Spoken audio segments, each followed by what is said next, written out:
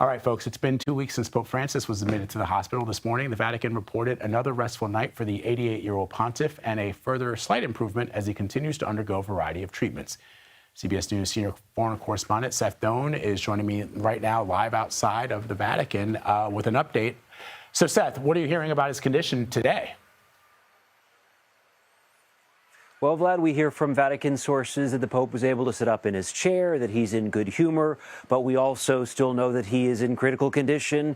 He needs this high-flow oxygen that we know he's been getting on and off, and the prognosis is still guarded, which means doctors won't say whether they believe it will go one way or another. We got a few other details last night. That CAT scan that he'd had earlier in the week was showing a normal evolution of a pulmonary issue like the Pope is facing. We also heard that kidney failure, mild early kidney failure, was not concerning doctors. So some good news, some bad news, a little bit of what we've heard, but generally encouraging.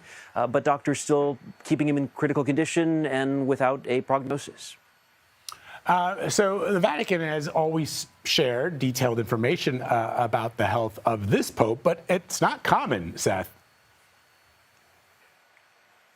Yes, and I don't need to tell you, you are a student of history, Vlad. You probably know better than anyone. But this is more information than we've seen in the past for sure. When you look back to when Pope John Paul II died, he had, in his last days, the Vatican never talked about him having Parkinson's. If you look back even further, there was Pope Paul VI, who died in 1978. Just a few days before he died, the Vatican said simply he was taking a few days rest. And then there was another pope right after him who was only pope for 33 days, Pope John Paul I, and he had severe blood circulation issues and died.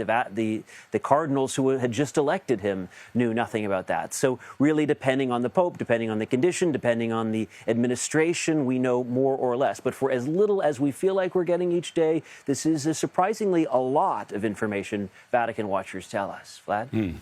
All right, Seth Doane reporting for us from outside the Vatican this morning. Thanks, Seth. Appreciate it.